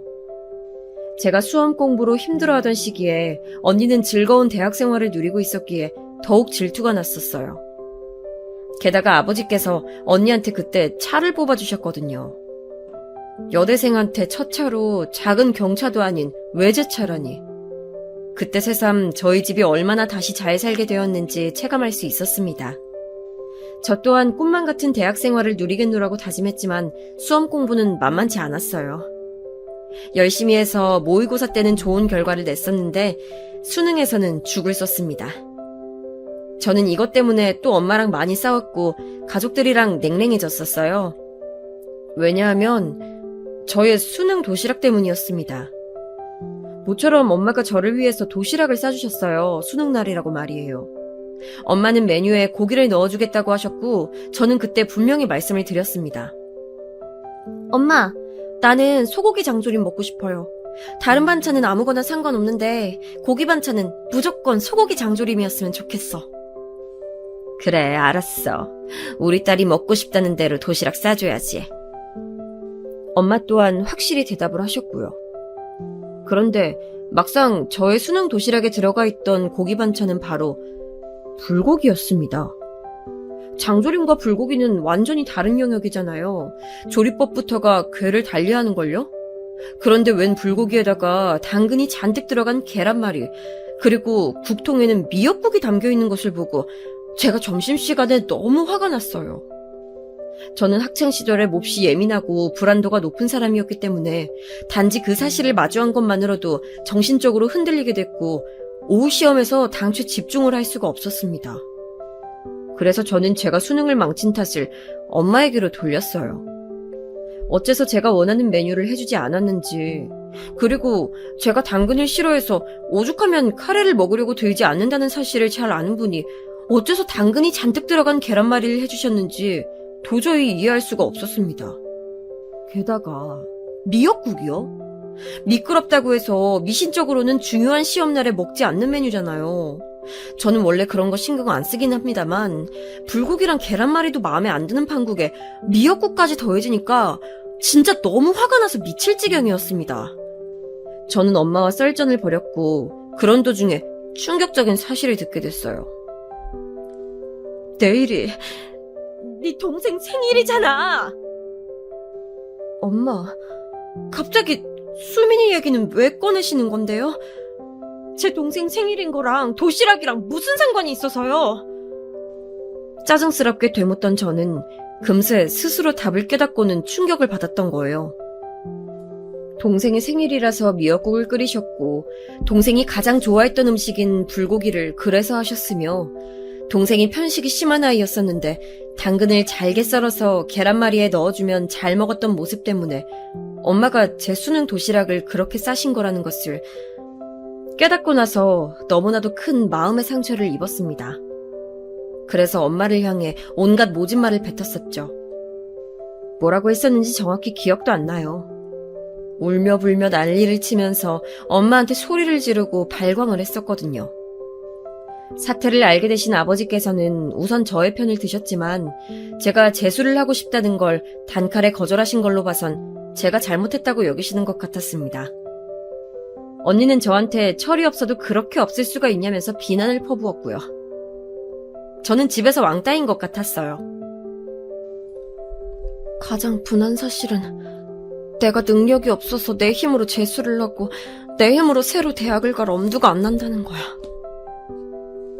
저는 성적에 맞춘 대학에 들어갔어요. 언니보다 훨씬 떨어지는 곳에 갔다는 것 때문에 저는 우울했습니다. 엄마와 사이가 틀어져서 대면대면해진 것도 속상했고요. 여기서 또 혼자 서글펐던 것은 대학교 근처에서 자취를 했는데 이 비용을 전부 마련해준 것이 아버지셨다는 사실입니다. 저는 입만 살아서 짓거릴 줄만 알았지 제 스스로의 능력은 쥐뿔도 없는 사람이었어요. 그 생각만 하면 자괴감이 저를 덮쳐왔습니다. 집안에 돈이 있기 때문에 저는 학자금 대출을 받지 않아도 됐고 시간을 쪼개가며 아르바이트를 하지 않아도 생활비가 충분했죠. 결국은 집안의 도움 없이는 홀로 설 수 없는 존재라는 사실이 저를 작아지게 만들었어요. 언니는 대학 졸업 이후에 짧은 취업준비생 생활을 마치고 괜찮은 직장에 취직했습니다. 이때가 아버지의 사업장이 탄탄하게 자리를 잡았던 시기였어요. 궤도에 올랐던 때였고요. 그래서 사실 아버지의 회사에 언니가 들어가도 되는 일이었습니다. 하지만 언니는 부모님의 제안을 거절했어요. 혹시 나중에 들어가서 일을 하게 되더라도 우선은 나 스스로 사회 경험을 따로 쌓아보고 싶어요. 내가 얼만큼이나 해낼 수 있는 사람인지 궁금하기도 하고요. 언니는 그런 당찬 포부를 밝히며 사회생활을 시작했고 저는 대학 공부를 마무리했습니다. 하지만 취업의 벽은 너무나도 높았어요. 대학 졸업장만 가지고는 안 되는 일이더군요. 자기소개서를 쓰느라 하루를 몽땅 날리는 일이 허다했지만 그럼에도 취업은 쉽지 않았습니다. 면접을 보러 다니는 것에 지쳐갈 때 저는 남들보다 뛰어난 것을 갖추기 위해서 자격증 공부를 시작했어요. 그렇게 2개를 따냈고 다시 본격적인 취업 시장에 뛰어들었다가 어영부영 무난한 곳에 입사를 했습니다. 그때 아버지께서는 그곳의 조건을 가만히 들여다보시곤 일을 해보고 여의치 않으면 언제든지 그만둬라. 여차하면 내 회사에 들어와서 일을 하면 될 일이야. 저한테 이렇게 말씀하셨습니다. 저는 귓등으로도 듣지 않았어요. 저의 자존심 같은 게 저를 막고 있었죠. 그렇게 취업을 한 곳에서 일을 시작했는데 텃세 때문에 미치는 줄 알았습니다. 하필이면 제가 들어간 부서가 그곳에서 악명 높은 신입의 무덤이라는 것을 입사하고 2달째에 몰래 들어서 알게 됐죠. 그때의 좌절감이란 말로 설명할 수가 없을 정도네요. 사람을 정신적으로 괴롭혀도 진짜 그렇게까지 괴롭힐 순 없었어요. 입사하고 나서 반년도 안 됐는데 쌓인 에피소드는 10손가락을 넘어간 지 오래였고 스트레스 때문에 생리불순에도 걸렸습니다. 제가 골골대고 있으니까 엄마가 저한테 고집 그만 부리고 퇴사하라며 종용하셨죠. 저는 못 이긴 척 그곳을 나왔어요. 아니올시다 싶은 직장을 나왔던 것뿐인데 이상하게 그때의 저는 나는 실패자야 이런 생각이 들었던 것 같아요. 언니는 성공적인 이직까지 이뤄내서 직장 생활을 하고 있었기 때문에 더욱 비교가 됐지요. 퇴사 후에 칩거하고 있던 저는 무기력하게 있지 말라는 아버지의 불호령을 듣고 나서야 일어났습니다. 그 후로 다시 취업 준비를 하다가 결국 아버지의 회사에 들어갔어요. 단순 사무 업무 보조를 하는 인력이 부족하다는 소리에 그냥 그 파트에 앉아서 일을 시작했고 온갖 잡무를 했습니다. 전문 인력이 필요한 자리는 아니었어요. 그냥 일손을 덜어주는 사람이 필요한 자리였죠. 몸과 마음이 좀 지쳐 있었던 저에게는 되려 잘 맞는 일이었습니다. 처음엔 솔직히 몇 주만 다녀보자 이런 생각이었는데 은근히 저한테 일이 잘 맞더라고요.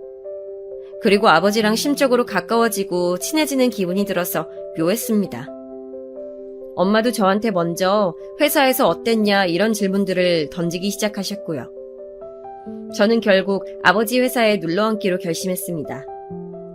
자존심을 내려놓으니까 편안했는데 한편으로는 또 나는 역시 혼자 힘으로는 안 돼. 나는 실패자야. 이런 생각이 자꾸만 들어서 우울할 때도 있었어요. 이런 저에게 소개팅 자리가 들어오게 됩니다. 텃세에 밀려서 힘들어했던 전 직장에서 그나마 친하게 지냈던 사람이 한 명 있었는데 그 사람이 저한테 남자를 소개시켜주고 싶다고 연락을 해와서 고민하다가 받아들였습니다. 만나보니까 나쁘지 않아서 인연을 이어갔고요. 그런데 1년 정도 만났을 때 그 남자가 술김에 한 말 때문에 저는 이별을 선언했습니다. 술김을 빌어서 한 그 남자의 진심은 이거였어요. 너 지금 다니는 곳이 네 아버지 회사잖아. 너 거기에 계속 짱박혀 있으면 언젠가 네가 물려받게 되지 않을까? 근데 아니지. 너는 대학 간판도 딸리고 머리도 딸리니까 실질적으로 주인이 되는 건 바로 나지. 너는 그때 내 옆에서 보조나 하면 돼. 지금처럼 보조 업무나 하란 말이야. 하여간에 내가 너 배경 보고서 만나는 거 아니면 진짜 쫙 넣어차버렸다. 술에 취해서는 주절주절 거리는데 면상을 한 대 주먹으로 갈겨버리고 싶은 걸 간신히 참았습니다. 이를 크게 만들고 싶진 않아서요. 대신에 그 장면을 동영상으로 찍어놨고 그 덕분에 그 남자가 저한테 질척거리며 매달리는 일 없게끔 깔끔하게 헤어질 수 있었어요. 근 1년을 만났던 남자였기에 너무 상처가 컸습니다. 사실 저는 대학 다닐 때도 잠깐 사귀었던 남자친구로부터 그런 식의 얘기를 들어본 적이 있었거든요. 저의 매력은 바로 저의 배경이라는 소리였죠. 회사를 경영하시는 아버지를 두지 않았다면 저는 그저 그런 대학을 나와 취업시장을 전전하는 매력 없는 여자 한 명이었을 거라는 생각 때문에 저는 너무나 속이 상했습니다. 안 그래도 그런 생각을 가지고 있던 저에게 그 남자는 아주 쐐기를 박은 셈이었죠. 그 후로는 남자 만나는 게 두려웠어요. 누구 소개를 시켜줘서 만나게 되더라도 저는 저희 집 얘기를 일절하지 않았습니다. 배경에 좌지우지되는 평가가 끔찍하게 싫었거든요. 이것은 어렸을 때부터 제 안에서 축적되어 온 사고방식이었을 거예요. 그렇게 지내던 어느 날 저는 알고 지냈던 대학 선배 언니를 통해서 새로 남자친구를 소개받았습니다. 그 선배 언니는 제가 경제적 어려움 없이 대학을 다니고 있다는 것 정도로만 알았던 사람이었기에 당연히 소개받게 된 남자친구도 역시 저희 집 배경을 몰랐어요. 그냥 어려움 없는 집안이라는 것 정도로만 알았죠. 저는 남자친구가 평범한 인상이나 평범한 직업군을 가진 것만큼 성격 또한 특색 없고 평범한 것이 너무나도 좋았습니다. 혹자는 이런 사람을 보고 개성 없다고 할지도 모를 일이었지만 저는 오히려 좋았어요. 그런 평범하고 무난함의 극치를 달리는 사람이야말로 저의 이상형이었습니다. 둘 다 20대 후반의 나이였고 각자 직장도 있어서 그런지 만나다 보니까 자연스레 결혼을 생각하게 됐어요. 제가 그런 이야기를 먼저 꺼냈을 때 남자친구는 생각이 많은 얼굴이었는데 며칠 후에 저한테 정식으로 청혼을 했죠. 특별한 뭣도 없었고 이벤트를 열어준 것도 아니었지만 저는 그 가식 없는 담백함에 이끌려서 그 청혼을 승낙했습니다. 어쩌다 보니까 제가 예비시댁에 먼저 인사를 가게 됐어요. 남자친구는 이남 일녀 집안의 장남이었습니다. 그래서였을까요? 장남이 데려온 결혼 이야기가 오가고 있다는 여자친구를 바라보는 예비 시어머니 되시는 분의 눈빛이 예사롭지가 않았습니다. 아버님 쪽은 시큰둥해 보이는 게 저한테 별다른 관심이 없어 보이셨는데 반대로 어머님 쪽은 저를 물어뜯고 싶어서 어쩔 줄 몰라 하는 표정이신 게 보였어요.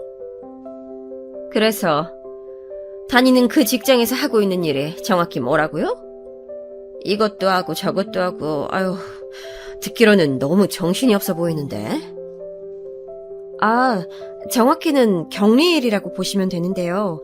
제가 단지 서류 업무뿐만 아니라 가끔은 직접 회사로 찾아오시는 손님 응대도 하고 있기 때문에 범위가 넓습니다. 손님 응대? 혹시 그거 커피를 타서 나른다거나 그런 건 아니겠죠? 네? 그게 제가 커피를 타서 드리기는 하는데요. 무슨 문제라도 있을까요? 남자친구의 앞이라서 그런지 어머님께서는 얼굴에 열이 잔뜩 오르신 채로 입을 꾹 다무셨지만 이튿날 저에게 연락을 따로 하셔서는 득달같이 따지셨습니다. 이봐요. 이 무슨 말도 안 되는 경우예요. 기껏 커피나 타는 격리라고? 나 참 어이가 없으려니까 감히 천한 격리 주제에 대기업에 종사하는 우리 큰아들을 넘보겠다고? 급이 다른데 어디 넘기는 거야? 이보세요 격리 아가씨. 제발 주제 파악 좀 하시고 내 아들은 놔줘요. 나는 내 눈에 흙이 들어가도 너 같은 여자는 며느리로 허락 못하니까. 당신 하실 말씀만 하시고선 일방적으로 전화를 끊으셨는데 이런 모욕감은 처음이었습니다. 저는 화를 사귀고 나서 어머님께 전화를 걸었지만 안 받으시더군요. 제 번호를 즉시 차단하신 모양이었어요. 거기에서 또 한 번 수치심이 들었죠. 남자친구에게 이런 얘기를 다 했어요. 그랬더니 무척 난감한 얼굴로 저한테 결혼은 어차피 우리 둘이서 하는 거잖아. 엄마가 뭐라고 하시든 너무 신경 쓰지 마. 이렇게 얘기를 해주더군요. 그런데 적극적으로 뭔가 해결을 하려는 뉘앙스가 전혀 아니라서 제가 좀 당황했습니다. 제가 모욕감을 느꼈다고 하는데도 저한테 자기 모친 대신이나마 사과하려는 제스처도 안 보여줬고요. 솔직히 조금 실망하긴 했으나 남자친구와 결혼하고 싶다는 마음까지 흔들린 건 아니었기 때문에 다시금 자리를 만들어서 예비 시부모님을 뵈러 갔습니다. 식당에서 밥 먹는 자리였는데 생각보다 분위기는 좋았어요. 별다른 얘기도 오가지 않았고요. 그래서 저는 앞으로의 진행이 원활할 것이라고 제멋대로 착각을 했는데 갑자기 식사가 맞춰갈 무렵 어머니께서 여자끼리 따로 커피라도 한잔할까? 내가 맛있는 커피 한 턱 쏠 수 있는데. 저한테 이렇게 말씀하시는 건 아니겠어요. 뭔가 심상치 않았습니다. 저는 왠지 이 순간을 피하고 싶어서 남자친구를 쳐다봤는데 제 시선을 피하더군요. 좀 황당했어요. 그제서야 얘는 마마보이구나 라는 사실을 깨달았죠. 자기 모친 말이면 꼼짝 못하는 모양이었습니다. 어쩔 수 없이 저는 식당을 나와서 어머님과 근처의 카페로 향했어요. 어색하게 아메리카노 2잔 시켜서 마주보고 앉았는데 저한테 대뜸 이러시더군요. 너 아까 우리 아들이 밥값 계산했는데도 고맙다거나 잘 먹었다는 말 한마디를 안 하더라? 네? 저희는 서로가 워낙 번갈아가면서 계산을 하는지라. 시끄러! 나는 너처럼 남한테 기생하며 사는 애들을 아주 잘 알아보거든. 그래서 내가 너 마음에 안 드는 거야. 우리 잘난 아들한테 붙어서 피 빨아먹을 작정이지. 직장에서 커피나 타고 서류나 좀 들여다보는 게 전부인 경리면서 밖에서는 이런 커피도 줄창 사 마실 테고 말이야. 안 그러니? 너 딱 보니까 허영심 있어 보여. 관상이 그래. 어머님께서 지금 저한테 무슨 말씀을 하고자 하시는지는 알겠는데요. 너무 노골적으로 그러시니까 제가 기분이 좀 별로네요. 어머, 얘 말하는 꼬라지 좀 봐. 네가 기분이 별로면 뭐 어쩔 건데. 나한테 지금 그따위 눈을 불하려대는 거야? 너 보통 내기가 아니구나. 그러니까 대기업 다니는 우리 잘난 아들을 꼬여냈겠지. 그런 능력 하나는 아주 좋네. 지금 다니는 거기는 또 대체 어떻게 들어갔니? 면접에서 커피 잘 타는 시범이라도 보였었나 봐. 어머님께서 피식 웃으시면서 말씀하시는데 그때 제 이성의 끈이 툭 끊겨버렸습니다. 남자친구랑 결혼하겠다 어쩐다 했던 마음도 그때 다 날아가 버렸어요.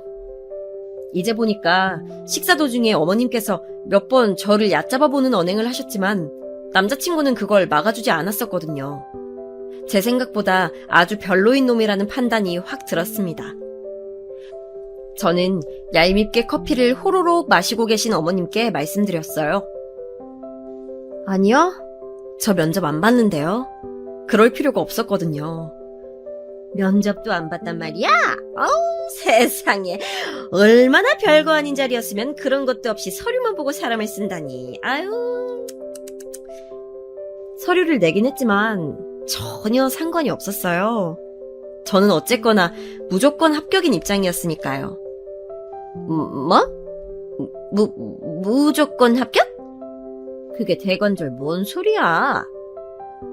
그 회사 대표님이 바로 저희 아버지세요. 저희 아버지 회사에 다니고 있는 거라서요. 저의 엄청난 발언에 깜짝 놀라신 어머님이 손을 떠시는 바람에 커피가 흘러넘쳤어요.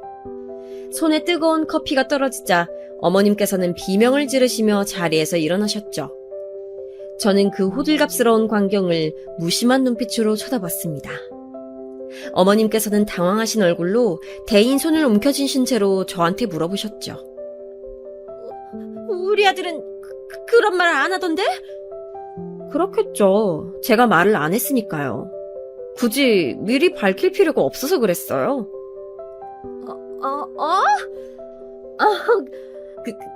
그랬구나. 아이고, 그렇게 된 거였어? 어머나.